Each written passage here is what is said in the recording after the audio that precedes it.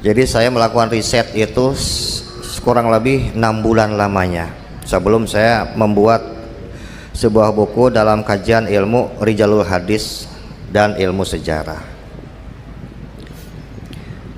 Kenapa saya mengambil ilmu Rijalul Hadis sebagai penguat tesisnya Kiai Haji Imruddin Utsman?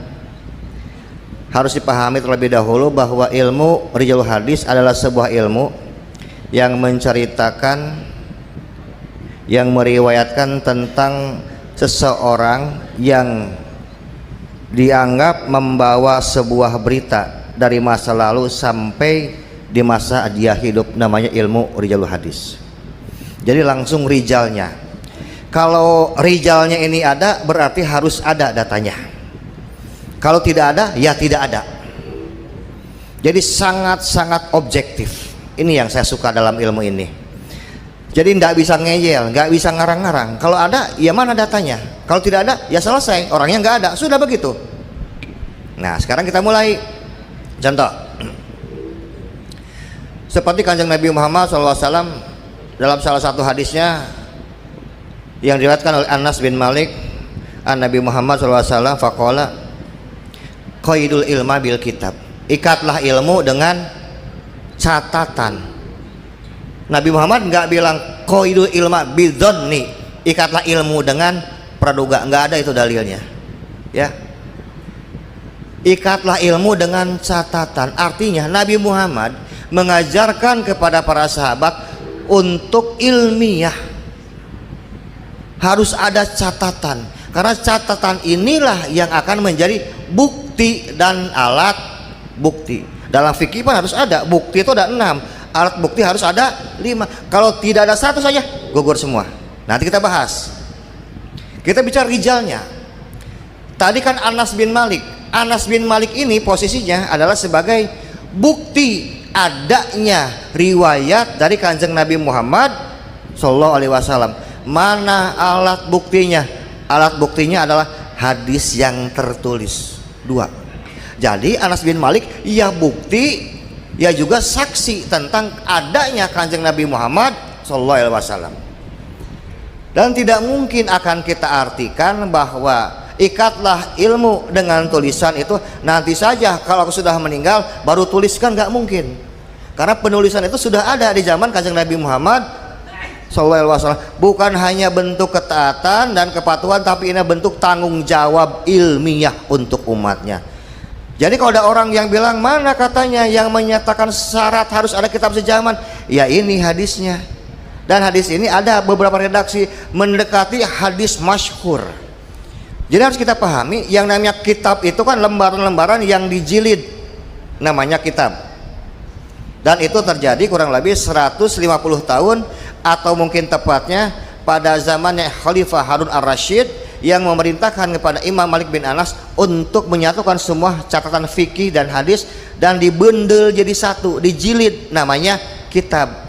Kan sudah barang tentu kitab yang dulu dijilid zaman Malik bin Anas ini kan ada jalur periwayatannya, betul enggak Pak?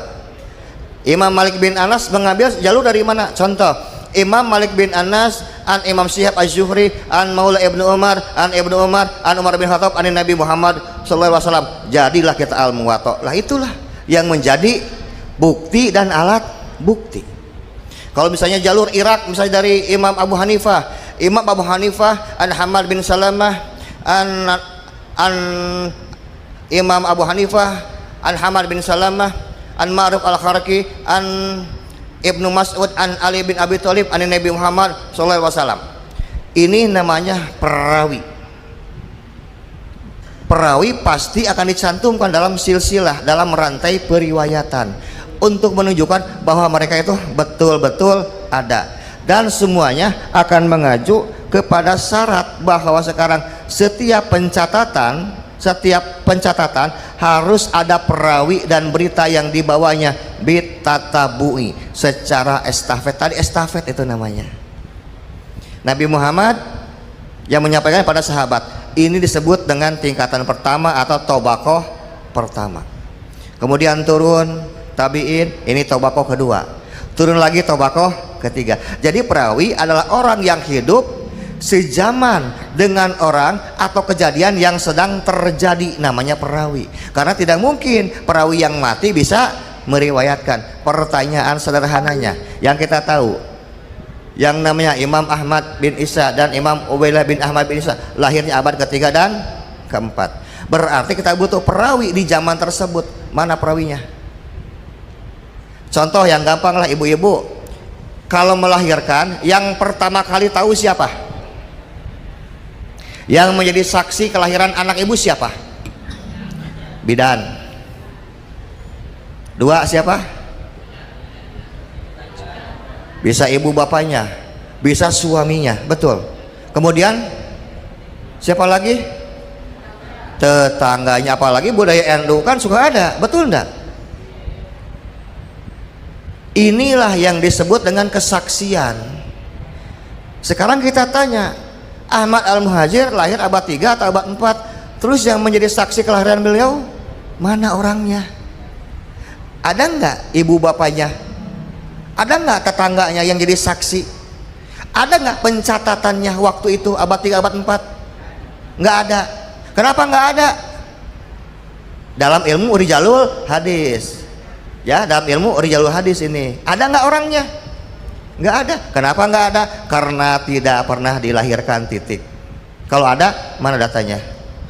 Saklek kalau ilmu rijalul hadis. Jadi nggak usah marah-marah kalau memang nggak ada aja. Goib ya goib aja udah. Kalau bapaknya nggak ada, ya anaknya juga nggak ada. Ya namanya Ubaidillah bin Ahmad. Masa anak bisa dilahirkan tanpa seorang bapak? Makanya sesuai dengan kaidah, Ida sakotol aslu sakotol furu, di mana atasnya roboh semua. Jadi kalau kita bahas ilmu rijalul hadis, nggak peduli yang namanya Ahmad Al-Muhajir, Ubaidillah, Alwi bin Alwi, kemudian ke bawahnya Fakih Muqaddam, ya semuanya goib aja, sudah aja nggak ada. Satu. Yang kedua, kan beliau ini kan diglorifikasi, dilebih-lebihkan, disebut dengan Imam Mujtahid Mutlak, betul begitu? Saya cari kurang lebih dalam 50 kitab yang hidup yang paling sejaman, kurang lebih itu sekitar 500 sampai 600 tahun dari prediksi awal mula kehidupan Ahmad bin Isa yang katanya abad 3 atau abad 4 dan wafat tahun 345 Hijriah. Ya aneh sebetulnya, kok bisa ada orang meninggal 345 Hijriah, lah orangnya sendiri nggak pernah dilahirkan kok. Saya bilang, kapan matinya? Lahir aja enggak, belum lahir udah mati. Aneh lagi, aneh, tambah aneh kalau saya itu. Beliau disebut dengan mustahid mutlak. Beliau kan ini dalam kitab-kitab Alawi kan diriwayatkan beliau ini terlahir dari seorang bangsawan, bahkan sebut dari keturunan kerajaan yang hidupnya sangat enak, sangat mewah, mendapatkan privilege luar biasa. Dengan itu beliau sekarang diberikan waktu untuk sekarang menimba ilmu tafsir Quran, ilmu hadis, sejarah, fikih, sastra, semua. Kurang lebih sampai umur 43 atau 48 tahun, atau kurang lebih antara tahun 317 sampai 322 Hijriah. Ini adalah usia yang matang untuk seseorang, pantaslah kalau disebut dengan mustahid, pantas disebut dengan imam mustahid. Yang jadi pertanyaan, tidak mungkin seorang menjadi mustahid kalau nggak jadi santri dulu, betul nggak Pak? Pertanyaannya dalam ilmu rijalul hadis, guru ngajinya siapa? Guru Qurannya siapa? Hadisnya siapa? Guru sekarang fikihnya siapa? Guru sekarang sastranya siapa? Ngajinya di mana? Di kota apa? Masjid apa? Pesantren apa? Dari 11.000 jalur periwayatan yang saya cari, tidak ada satupun yang mengenal yang namanya Ahmad bin Isa. Artinya beliau itu ya bukan seorang mustahid, bahkan bukan seorang santri juga. Karena apa?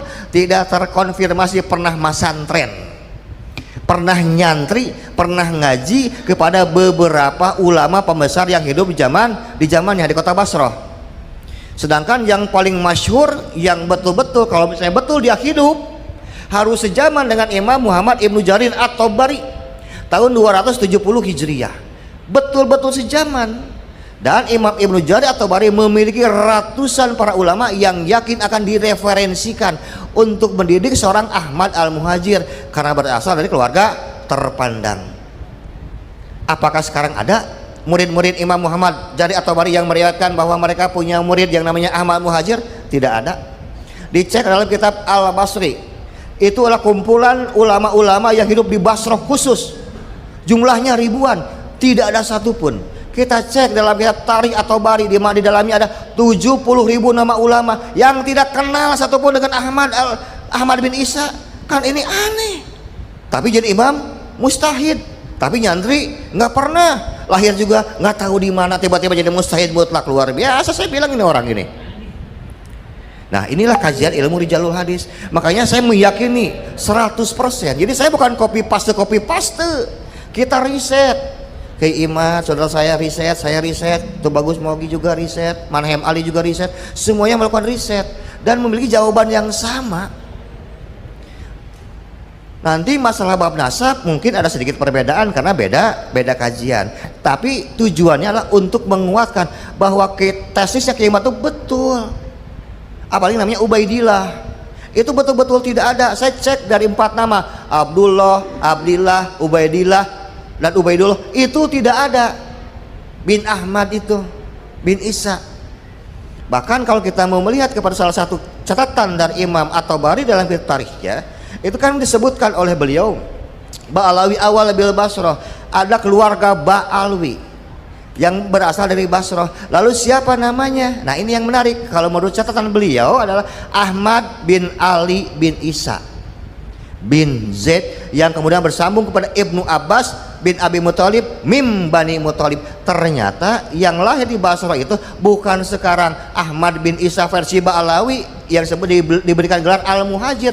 Ternyata bahwa Ahmad bin Ali bin Isa ini adalah kekerabatannya kepada Bani Muthalib, bukan kepada Alawiyin, tidak bersambung kepada Kanjeng Nabi Muhammad sallallahu alaihi wasallam. Jadi mereka bukan zuriyah Nabi, tapi zuriyahnya Ibnu Abbas.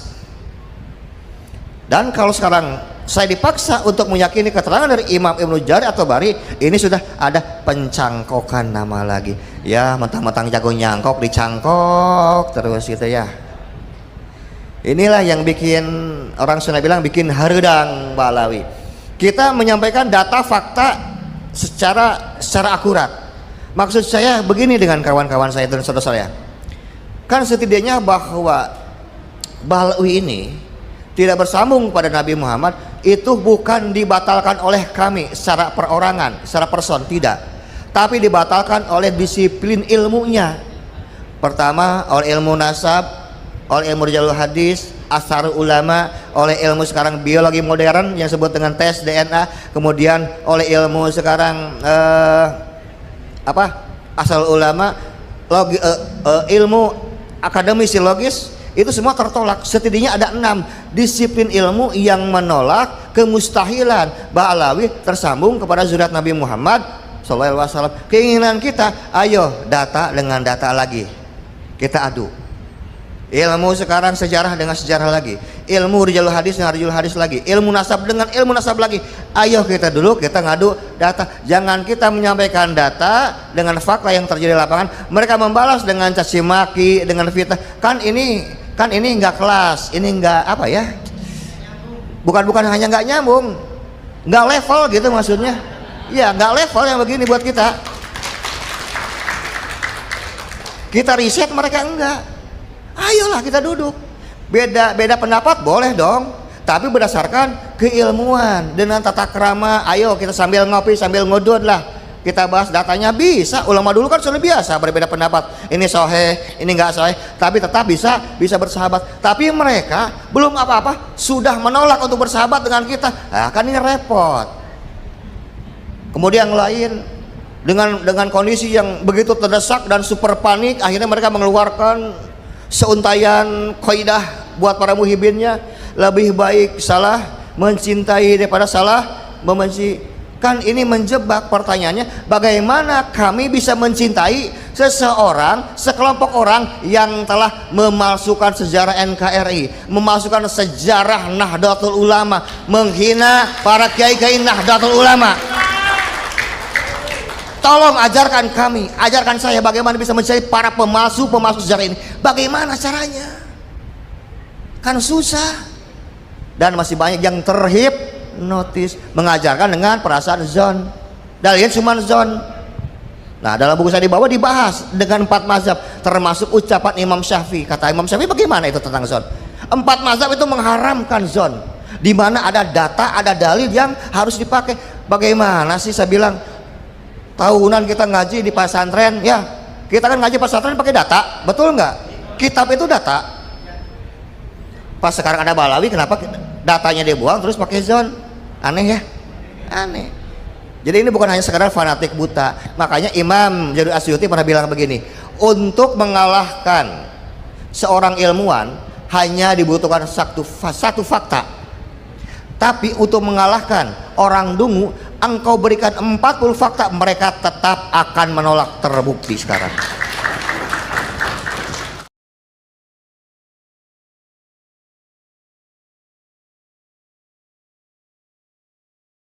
Jangan ngaku-ngaku punya nasab. Kalau orang berdusta nasab, dosa gede. Lam yajid arfal jannati, tidak akan mencium bau surga. Bukan keturunan Nabi ngaku keturunan Nabi. Wah, ini dosa, pengkhianat ini. Ya, pas hati-hati. Bukan keturunan Nabi, tiba-tiba ngaku keturunan Rasulullah SAW. Wah, ini adalah dusta. Jangankan kok ngaku keturunan Nabi, ngaku kepada orang lain pun nggak boleh, memalsukan nasab tuh nggak boleh, haram, nggak mencium bau surga, apalagi nasabnya Rasul.